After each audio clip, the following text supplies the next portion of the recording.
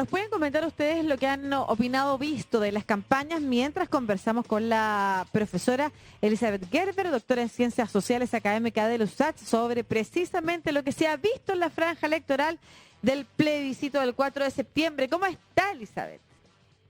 Muy bien, muy contenta de conversar con ustedes nuevamente. Muchas gracias. ¿Cuál es su primera opinión general? ¿Son muy distintas? Por ejemplo, supongamos que alguien se ha perdido la franja. ¿Son muy distintas a las anteriores? ¿Hay algo nuevo o siguen más o menos la misma línea de lo que conocemos son las franjas televisivas electorales?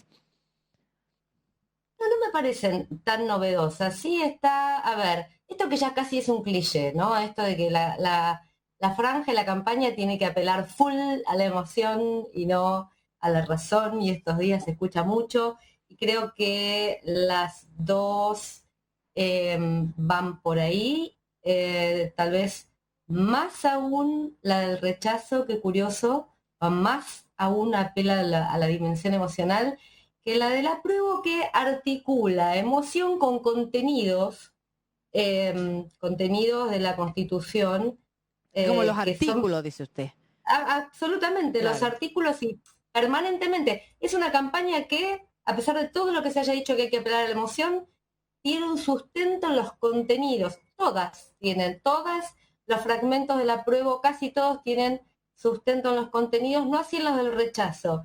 ¿Qué más diría? Que son de muy buena factura, particularmente los del rechazo, sí diría, les reconozco su calidad en la producción, en la elaboración de los guiones, se nota que hay más recursos.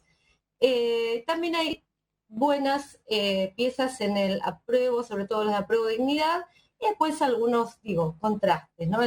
En la calidad de la producción. ¿Y qué más diría? Que creo que hay que considerar, también escuchando lo que dijo quien los llamó, ¿no? Respecto del bullying, me quedé pensando en ese tema al ver la franja del rechazo, y que hay una dimensión ética para evaluar la franja y otra desde el marketing comunicacional, ¿no? En el Claro. marketing de campaña. Y que me parece que está bueno abordar las dos. Sí. ¿Qué tanto sirve a esta altura esta propaganda televisiva? ¿Es importante o usted cree que la gente ya en su gran mayoría tiene tomada la decisión? Bueno, las encuestas que están igual demasiado contrastantes, vimos ayer, ¿no? Una comparación entre lo que señala Mori, que toma el votante probable, y otras, como Pulso Ciudadano, son muy contrastantes, y hay diferencias de más de 10 puntos entre lo que señalan, pero de todas maneras habría un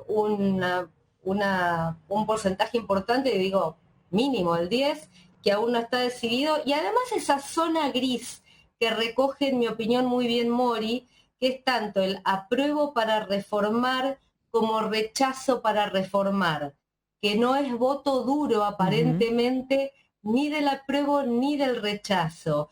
Y ahí, bueno, en uno está el 12, el otro sumaría el 20%, el rechazo para reformar. Ese es un voto más blando, sobre todo aparentemente en el rechazo. Entonces hay fluctuaciones posibles.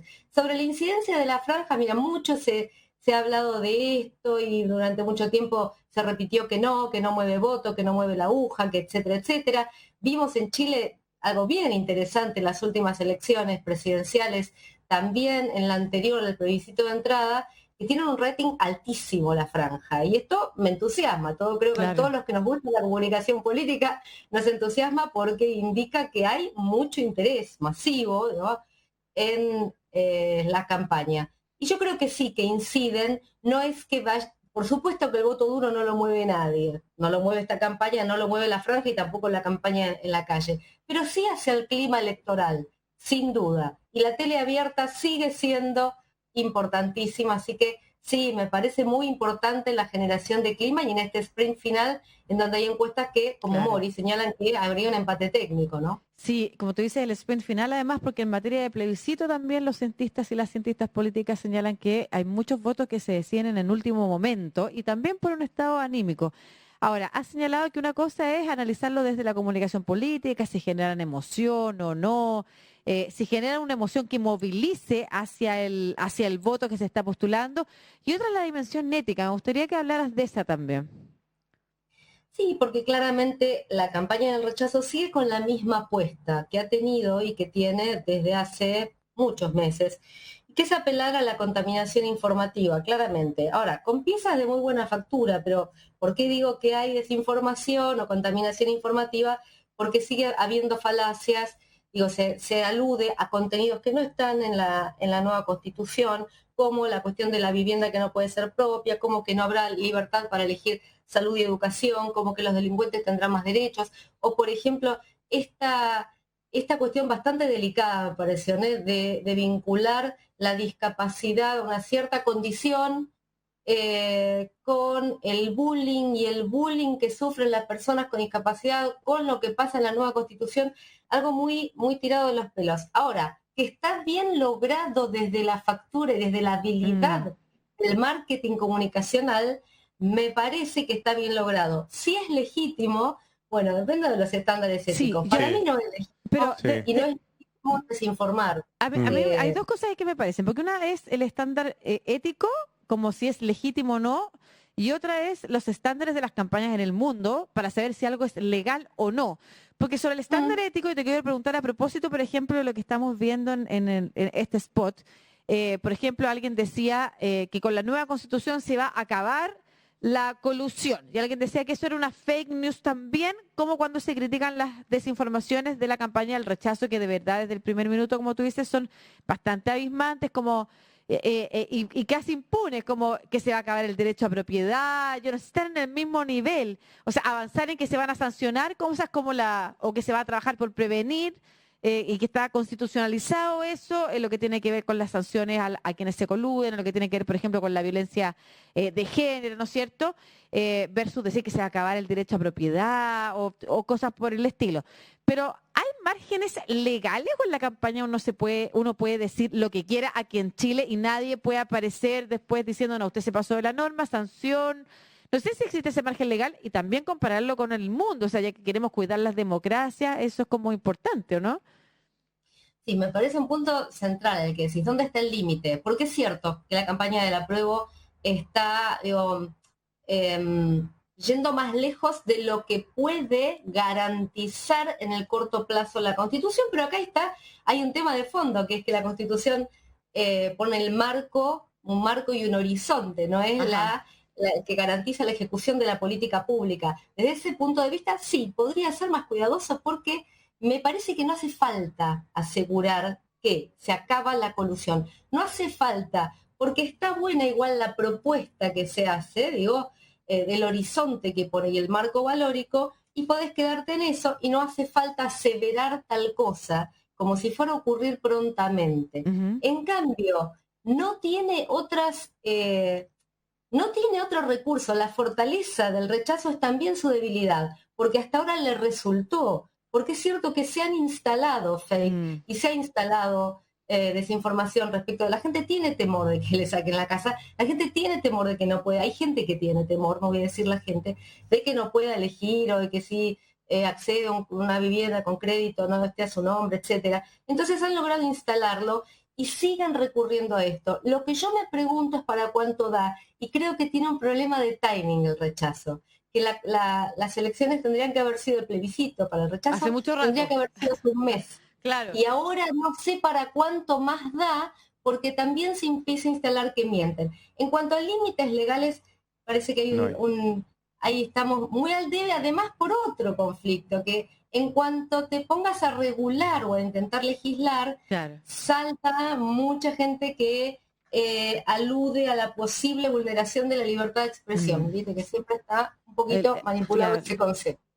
Sí, es interesante porque el Consejo Nacional de Televisión ni Archi pueden verificar que sea verdad o mentira lo que sale en la propaganda, sino que se hace responsable el candidato o candidata que coloca el mensaje. Eso es importante tenerlo en cuenta porque hay muchos medios que pueden verse teñidos por tener mucha propaganda, por ejemplo, de un sector y no de otro, y decir, este de izquierda o este de derecha. Finalmente uno como medio tiene que aceptar lo que le llegue, independiente de si es muy cargado por un lado o para otro. Quería preguntarle, profesora, sobre este último tramo que se nos viene ya para el plebiscito. Estamos a menos de un mes. ¿Dónde deberían enfocarse las estrategias, cree usted? Tanto el rechazo porque en el rechazo, como bien decía usted, no sé si alguna vez se habrán referido a algún artículo de la Constitución, y el apruebo, que se ha visto también tal vez menos llamativo que en otras ocasiones. Por lo menos la centroizquierda tenía ese valor antes en su propaganda. Bueno, me parece que el rechazo tiene un déficit en lo propositivo, no está proponiendo nada, ¿no? Está solamente apelando, bueno, a lo que viene apelando, a denostar lo realizado. Está bien, ahí está su fortaleza, pero nuevamente creo que tendrían que darle una vuelta, algún tipo de vuelta propositiva para lo que sigue, más allá de meramente enunciar que se puede hacer algo mejor, pero ahí se quedan. Y me parece que faltando 4 semanas, es como pobre, hay que darle una vuelta a algo propositivo y no me puedo imaginar de dónde tendrían, porque no hacen pie más allá de el rechazo. Justamente, el rechazo es una campaña del rechazo,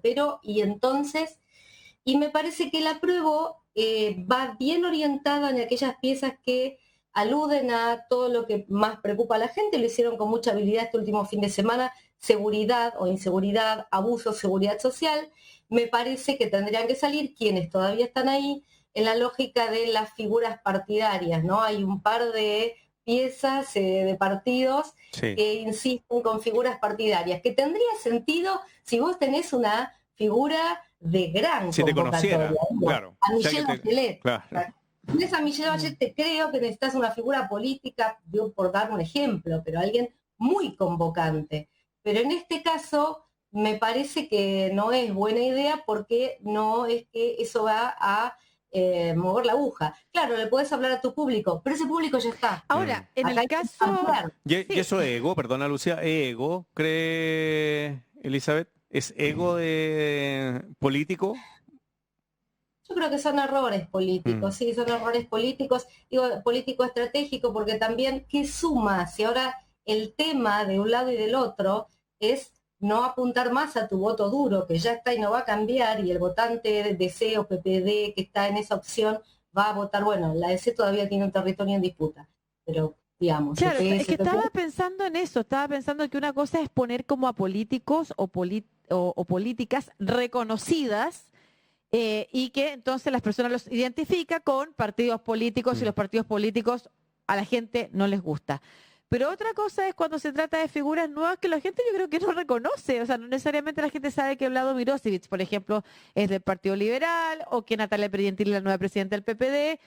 Felipe del Pin probablemente más, sí, en su territorio, pero es alcalde, no es una, o sea, y recientemente aparece, más allá de que claro, que una cosa puede ser ego, otra cosa puede ser estrategia electoral, en fin, pero no sé si en el caso de, por ejemplo, Vlado Mirosevic y Natalia Pergentili representan a los partidos políticos. Me parece que parecen dos personas como más desconocidas. Vlado Mirosevic quizá un poquito más, porque ha estado en televisión este último tiempo, además como jefe de campaña en la prueba, pero no sé si lograrán ese rechazo, quizá más por la frase en algunos casos. Oye, pero... Es cierto, no genera resistencia, pero tampoco convoca. Para eso pones figuras, creo... me parece que está buena otras piezas de la prueba que apelan mucho o que recurren a personas. Es que claro, no es que te conocía tampoco. O sea, es distinto poner a Volpato que poner a cualquiera de los tres que nombraste, por ejemplo. Claro, a eso me refiero, con que tampoco como cargan con el peso de los partidos políticos. La gente no los conoce. Claro. Y le dan como otra textura u otro tipo de personas apareciendo también en la franja. Pero a propósito de otro tipo de personas, se ha hablado de lo fragmentada que es la franja de la prueba.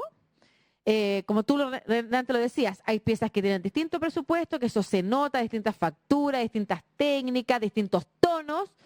Quizás hay algunas más que se repiten, pero no logran armar algo cohesionado. Versus la del rechazo, que independiente que tenga fragmentos que son de humor entre medio y todo, pareciera tener un tono más unitario o unificado. ¿Eso juega a favor o en contra en cualquiera de los dos casos? Yo creo que podría ser más prolija la del apruebo. Me parece que está bueno la prolijidad en ese sentido, del rechazo. Sin embargo, no es que crea que tenga que ser más uniforme, porque también está bueno apelar a distintos estilos y a distintos públicos. En el fondo, lo que me parece más importante del apruebo es que es coherente. No hay contenidos disonantes. Puede ser, me parece un poco pegada, puede ser alguna... eso, un poco desprolija en este Buena contraste palabra, de prolija. facturas. Pero no es incoherente. El único elemento disonante, y lo tengo que decir lamentablemente, la frase inicial de Natalia Pergentili sobre la convención dejó mucho que decir, que era innecesaria. Sí. Yo entiendo a que apelaba seguramente a que se puede mejorar, pero no hace falta, digo, desde la estrategia, no desde lo que yo llevo en el corazón, que es mucho, pero desde la estrategia no hace falta abrir la puerta a la crítica, a la generalización. No, y desde la estrategia política tampoco es bueno estar tensionando a los sectores Lo hoy en habíamos día. comentado, eso que era muy llamativo lo que ella saliera diciendo eso, siendo parte de un partido importante de la centroizquierda. Bueno, nos queda, claro, queda un mes para esto. El tema de, por último, el tema de los actos en la calle, no la propaganda en la televisión. ¿Sirven? ¿Convocan más que la televisión? Importantísimo, me parece. De verdad, me parece importantísimo. Y una dimensión de la comunicación, que no la tenemos en cuenta, porque cuando hablamos en general de comunicación, siempre pensamos o tendemos a pensar en medios. Y por supuesto que está toda esta dimensión territorial, qué pasa en la calle, qué pasa en el puerta a puerta, me parece central. Y también creo que se demostró en la campaña presidencial que fue importantísimo. Digo, el vuelco entre la primera y la segunda vuelta creo que tiene que ver básicamente con el clima que se generó en la calle y en el trabajo territorial. Esto me parece importantísimo. De mayor peso en la inclinación de la balanza, acá tiro una hipótesis porque hay que comprobarla, que la franja. Pero no estoy subestimando la franja, porque todo suma a generar clima y a movilizar. Claro que sí.